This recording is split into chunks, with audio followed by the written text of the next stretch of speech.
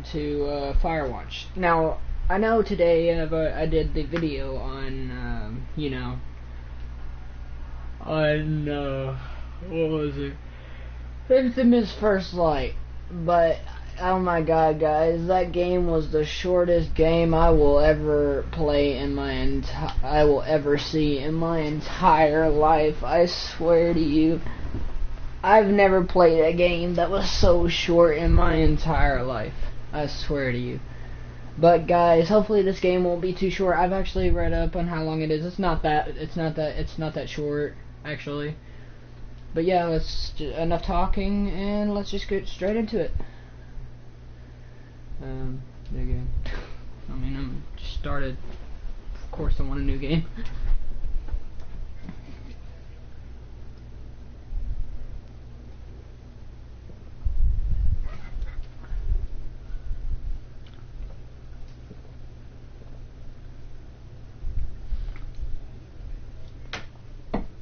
Ooh, panic.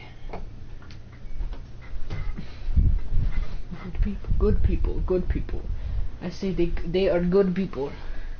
You see, they make lots of games. They make games like no other. You see, Julia.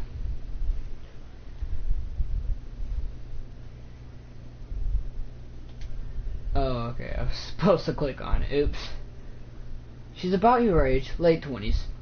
Laughing with well-dressed professors and grade students from nearby CU builder. You, Henry, are out drinking with your pals. You approach her. You are drunk. What's your major? You're pretty. No. Do something civilized. You slur the word major and it smells like Coors. You give an awkward smile. Evolutionary biology, she says. And I'm a professor. Cool, you reply. What's yours? She asks. She sniffs the air. Toxicology? Was that a burn, you ask? She says definitely. Worried she hurt your feelings, she asked you if you wanted to split a cheeseburger. 1 week later, you are Julia's boyfriend. A cheeseburger. Sounds good, actually. Now I want a cheeseburger now. What? To use a backpack. Oh, okay. What? Wait, where am? Oh, hi. Guys, I don't exactly know what's going on here, but yeah, just throw your backpack in there. Why not just put it in the front seat? But you date for over a year. She drives you absolutely nuts. It's great. Yes, as should every relationship should be. Great, and you drive each other nuts. How every relationship should be. You move in. You share an apartment near the school with a view of the mountains. You two drink beers out on the deck. You drink beer just about anywhere. Life is good. Yes, life is great, actually. Julia wants to get a dog. Okay, then get her a dog. Anyway, there's a scruffy, undersized beagle. Julia is in love. She wants to bring it with her to class. There's also an intimidating but gentle-eyed German Shepherd. Nothing bad could happen to Julia while walking this dog. It's bad. Okay. You pick up the beagle and she names him Bucket. You adopt the shepherd and name him Mayhem. Oh, Bucket though. The name Bucket, but Mayhem. I don't know. Let's go with Bucket. It's hilarious. Bucket's a good dog, and a week later that's cool. They have a little bark in the background. Bucket's a good dog, and a week later you've totally forgotten about the other one. Julia loves him. You love him too. Yes, I would love a frickin' beagle that's named Bucket. 1979. You talk out on the deck. It's summer. 9:30 p.m. and the heat still radiates off of the high desert. What do you think about kids? She asks. Kids? They're not very smart or good at much. I'm saying if you and I have some. A couple little idiots. One day, why rush? That would be pretty good. Nah, whatever. In that case, we should probably get married. Yeah, I would like that, you say. These kids are going to be screwed up enough. It's probably for the best their parents are hidden. God, what have I got myself into? You say she's absolutely right. Oh. Okay, well, back at with this guy again. What is going on exactly? Do I have to get my luggage? Oh, I already have my luggage. Okay.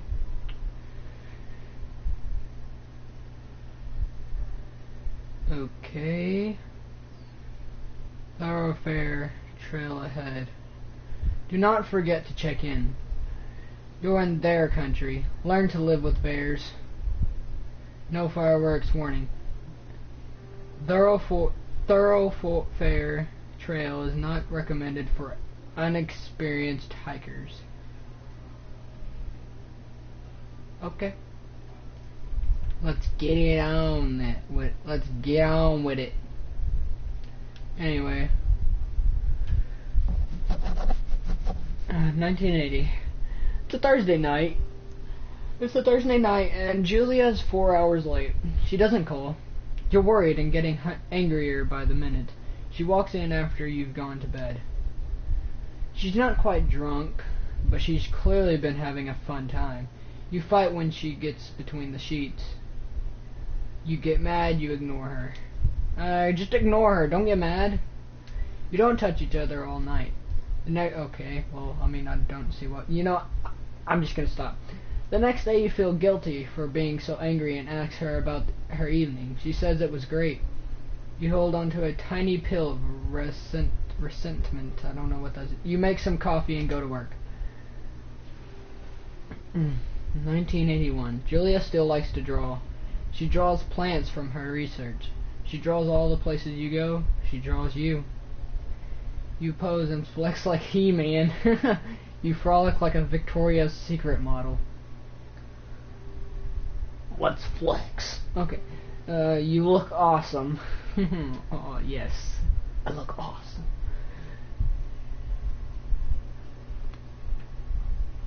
How far was that? Yeah. Definitely a height I would have jumped off of. But, you know, not like sitting down. I would have just jumped. Oh,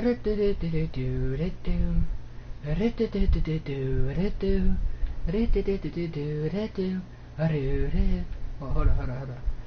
What is this? Two Forks Lookout Tower, and more miles still. 8 more miles still. Up over.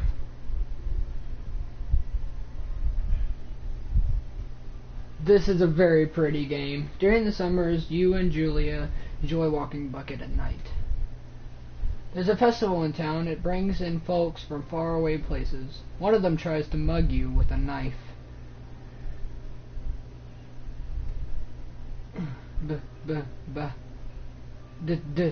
Dog! Bucket gets kicked. Dog! Julia yells. She gets flustered and has trouble speaking when she is stressed. You confront the attacker. You scare him away. You beat his face in. I don't know. Scare him. I don't want to hurt anybody. You reach into your pocket like you've got a gun and threaten to kill him. You manage to scare all 3 of you. He runs away.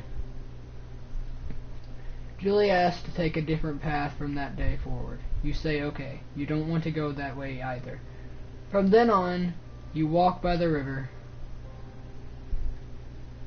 1984.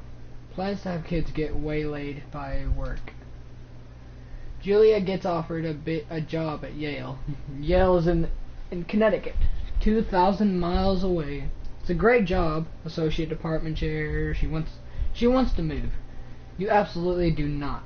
Convince her not to take the job. Agree if she commutes back and forth. I mean, if she don't take the job, I mean, a good opportunity though. Yeah, agree. You ask her if she'll commute back and forth. You don't want to move to Connecticut. She says that'll be hard, but she'll do it if you won't move. You tell her not to pass it up if it's what she wants. She agrees. She flies back to Boulder three times. Oh, she agrees. She flies back to Boulder 3 times each semester. So I'm guessing like Boulder is like the place they live in. 1985. Julia sent home from Yale on paid leave after having an episode. She lost it on a colleague for borrowing books that were important to her research. She didn't remember she had happily loaned them to him just 2 days prior. She was found crying in the stairway. You say that maybe you guys should talk to someone about it. You make macaroni and drink wine and try to forget about it. After seeing multiple doctors and having many tests, they are worried that Julia might be suffering from early onset dementia. She is 41. You both decide to keep it a secret for now. So, this journal. Oh, that's amazing. He-Man. Bucket is getting older. Julia comments that it's kind of nice because it gets in less trouble around the house. A week later, she goes back to the university. 1987. Julia's affliction gets worse. She can't remember things in class. Her research is in shambles. She drives her car to the next town over for no particular reason and has to be brought home by the police. She is devastated. She is sent home on permanent medical leave. Some days you get the Julia who calls you a dope and your unborn children little idiots. Other days you get a stranger. She pulls you into bed to make... After 5 minutes she goes into a panic, believing her dad is at the door. You tell her family. They are crushed and begin to make trips to and from their home in Australia to visit her. For a while, your friends come by with little things to brighten the day. She gets worse. 1988. You spend your days following Julia around the house. You count the seconds between the 2 weekly visits from Daniel the nurse. He suggests that Julia could live somewhere else, somewhere with 24-hour care, a home. It sits with you for a couple of months. You decide to move her into a full-time care facility. You are determined to take care of by yourself. I don't know. By yourself.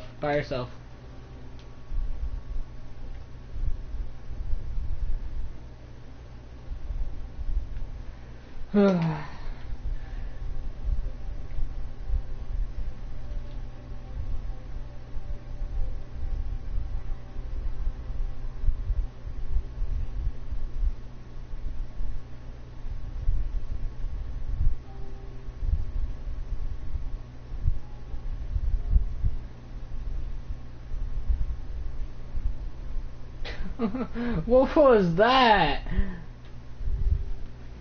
It is impossibly hard. The worst is when you get mad at her. Like when she tries to cook her own food.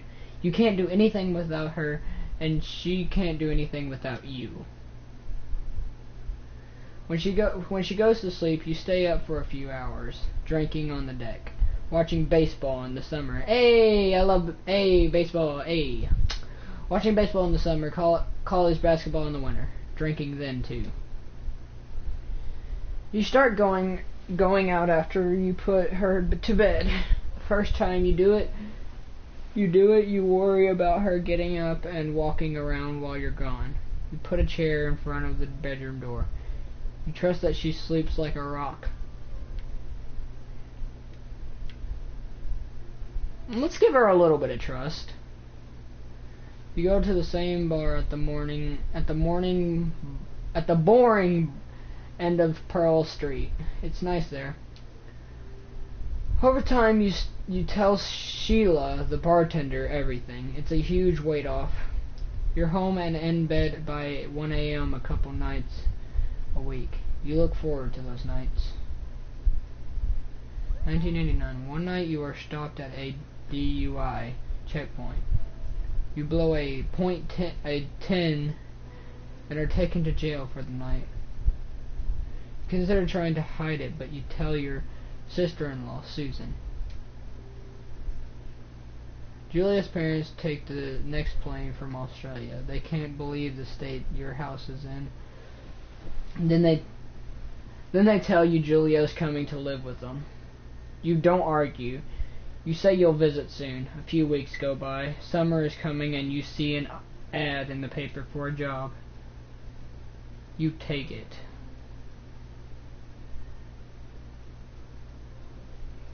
Wait a minute, is that who I am? The guy that, is that who I am? Julia's husband? And is my job like a Firewatch or something? Like, is that the point of the game? Like, is my job like to be like to work in one of those Firewatch towers? Cause I feel like so. Hey, look at that red light in that tower. What's the red light for? Nah, let's get up there. It's nighttime too. Spooky. Yeah, but I'm a Firewatch. I work in Firewatch towers, so I mean, nothing spooky about that. Or there shouldn't be anything spooky about that. Then again, I did get here at pretty late, so turn on the power.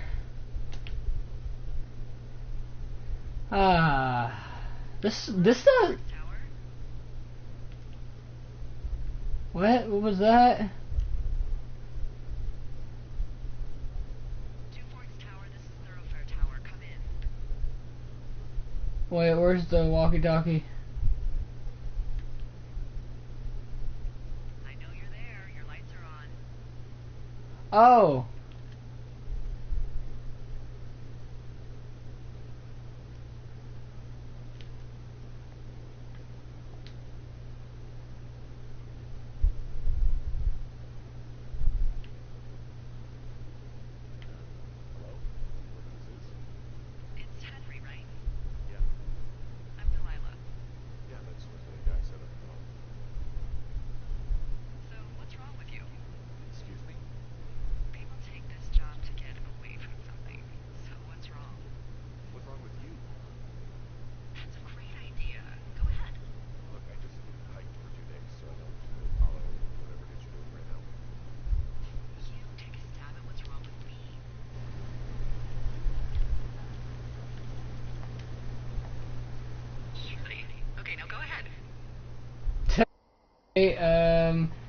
You've killed 3 ex-husbands. You're rebelling against Mom. Nobody back home can stand